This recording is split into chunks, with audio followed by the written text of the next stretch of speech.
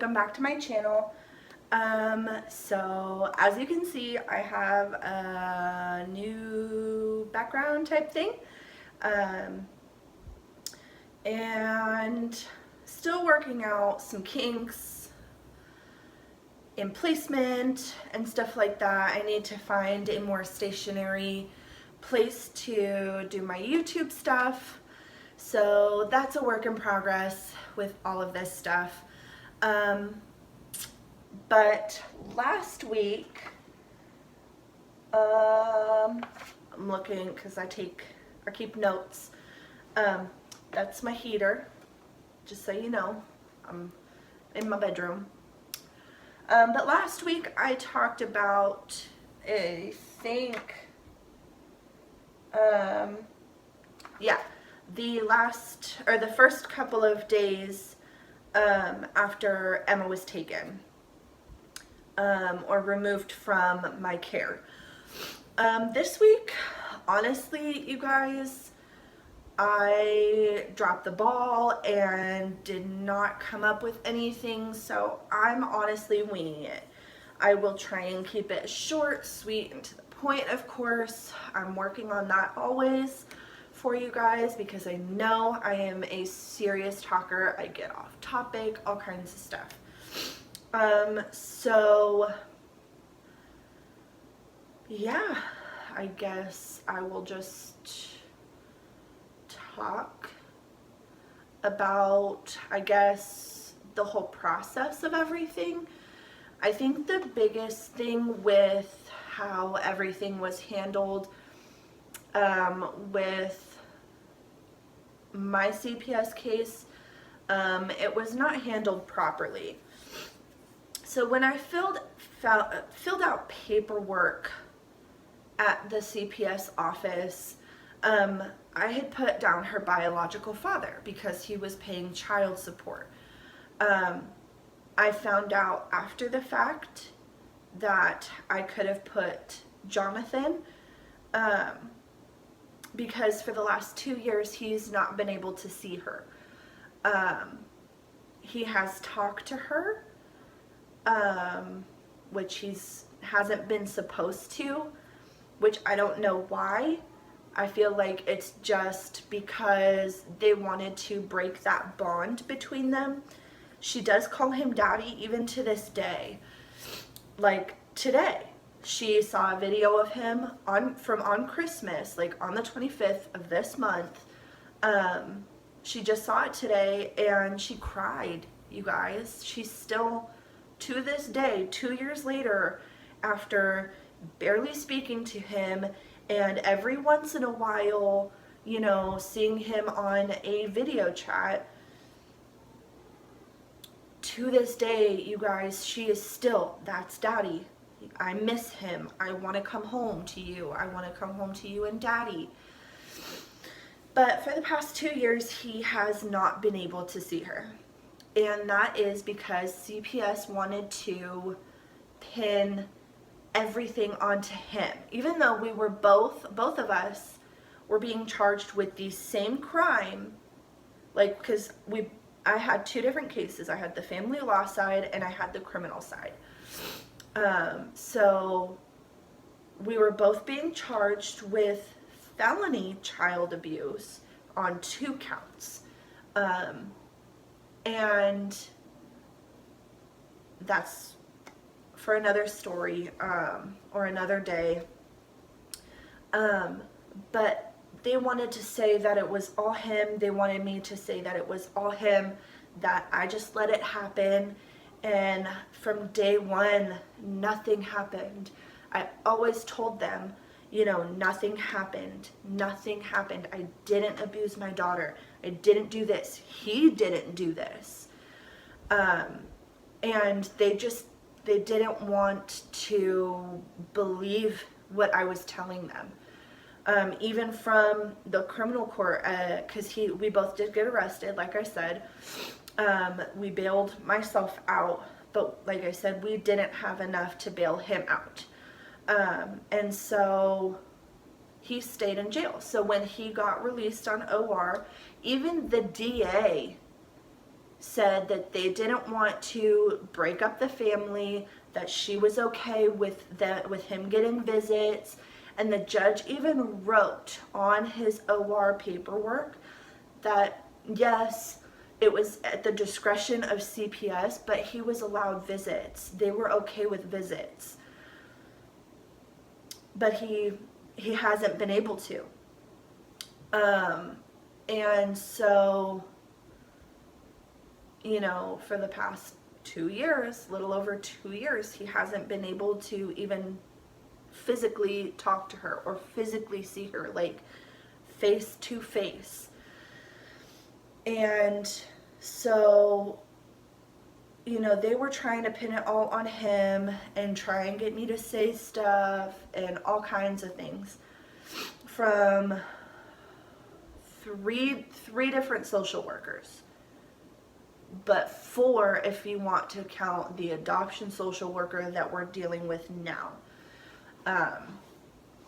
Because I didn't really deal with the very first social worker, the one that removed her from my care. So whatever. So 4 social workers telling me that, you know, I need to break up with him or I'm not going to get my daughter back. Like physically telling me, well, three social workers told me that he's the reason why I'm not getting my daughter back. And they have told me this, like straight out told me this from 3 different social workers, one of which was fired from working as a social worker because she wasn't doing her job right. So it's like, come on. But, you know, we have the appeal in because the termination of services happened at 1 year, and then there was the termination of rights that actually went through. We did have contest hearings, but my first lawyer, like I was talking about before, you know, I was naive and didn't get a better lawyer because I thought this is as good as it's gonna get. Like this is fighting for me. Like, no. My second lawyer was awesome. I think that she did a great job at my termination of rights contest hearing. There was a lot of stuff that I think should have been said that wasn't. And even my appeals lawyer agrees. And, you know, he even was like, you know, I think she did a good job, but there were things that should have been put into evidence that wasn't, something that CPS didn't do here. So I guess normally what happens is they attach visitation logs. So every time I would go into a visit, somebody was writing or typing everything that was done, everything that was said down on the computer or on paper. You know, just jotting down notes, jotting down what I'm saying, jotting down what Emma's saying. Normally they attach those for that period to the report. They didn't do that. They also attached their notes, the social worker notes, to the report. They never did that with my case. I don't know if they did that with other cases where they attached all of this stuff, but they didn't do it with mine. So not everything was put into evidence like it should have been. So if this is what's happening to you, something similar that's happened to me, where they're wanting to terminate your rights, make sure the social worker log notes are in evidence. Make sure all of the visitation log notes, especially if you guys are doing everything that you're supposed to be doing, and you're doing the things that, you know, your therapist says to do, you're doing the things that the social worker says to do, or, you know, I had to take an anger management class and a codependency class, and I did these different things. I also did parenting classes, and I did the different things that they taught in these different classes. But because the visit log notes and the social worker log notes were not put into the report.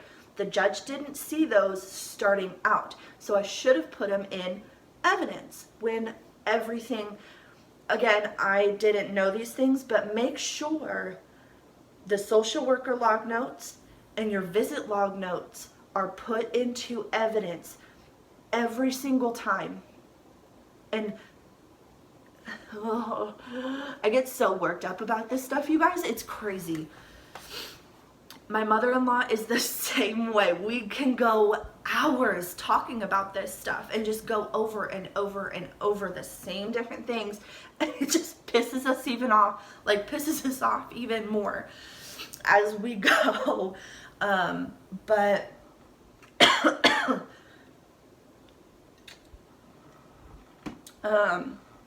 you know, make sure, like if you're going to these different court hearings, like your 6-month review, your 12-month review, if you get your 18 months, get your, you know, your 18-month review. If you don't get that report 24 hours in advance, request a continuance because you didn't get a chance to read it. If you don't agree with something that's in the report, say something to your lawyer and let them know, I don't agree with this stuff. I want a contest hearing so I can tell them my side and tell them this stuff is not true or this was taken out of context. At your 6, 12, or 18 month, anyone, you can do these things too. You can request continuances. You can request contest hearings. You can request court dates. Like, none of this stuff I knew at all for the past 2 years, you guys. 2 years. And I could have possibly, this channel wouldn't have even been started had I known these things. Because I would have had my daughter back. I can almost guarantee it.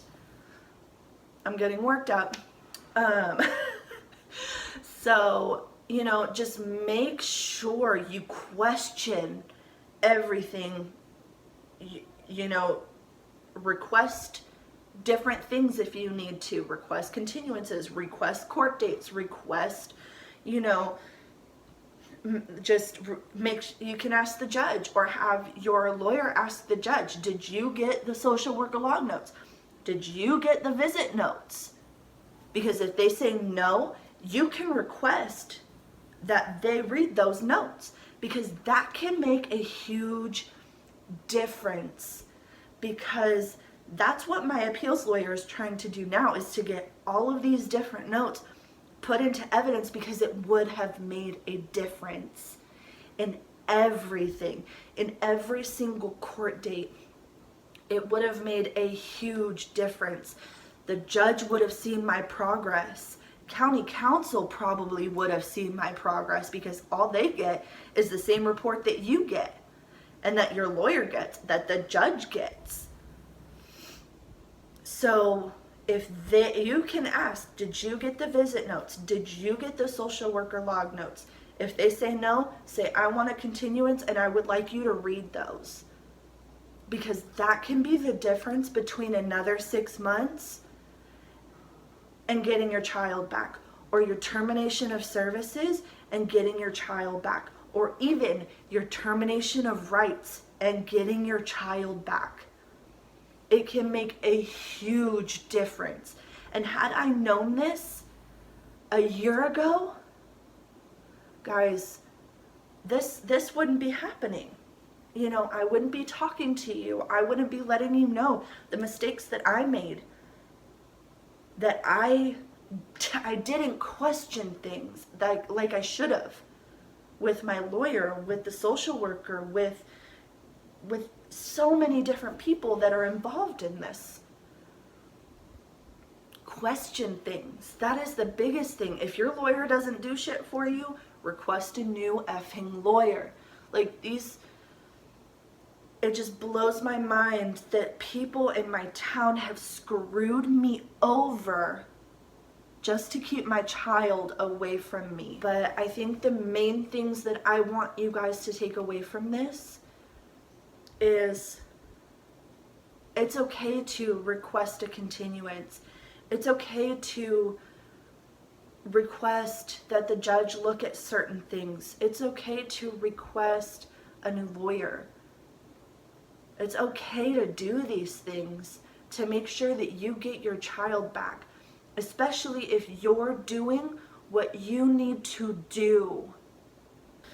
You know, it's hard not to compare, and it makes me sad for myself. You know, I have that self-pity, and it sucks because I don't think that I should even pity myself, because I did nothing wrong. And I've been saying it since day one. Yeah, could I have been a better parent? Yeah.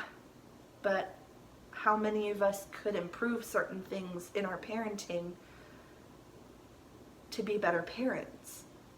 I don't think that there's anybody out there that couldn't improve on one thing or another to improve their parenting. You know, whether it be managing your emotions better, or, you know, disciplining, or, you know, just, there's so many different aspects of parenting that could be improved upon for everyone, you know, and it's okay to ask for help. And it's okay to take a parenting class, learn different strategies for discipline and correcting bad behavior, or, you know, things like that. So, you know, it's okay to not know. What's not okay is continuing not knowing and not looking for an answer. Look for an answer to help yourself. It's okay to ask friends, hey, can you watch my kid for an hour while I go to the gym? Or ask your significant other, hey, can you watch the kid or the kids for an hour or two while I go do the grocery shopping, or go to the store, or, you know, go do something. Because in my second video about self-care, it is extremely important for both parents. It is just so important. And I'm just rambling, you guys. Okay, I'm gonna be done because I'm rambling. And if I keep talking, it's gonna be an even longer video. I am gonna try and edit some of this out of there, but we'll see. Yeah. If you guys like the video, hit that thumbs up. If you wanna see more, hit the subscribe button. If you have comments on things that can help me stop talking so much, comment them down below. Until next time, y'all, I'll see you later.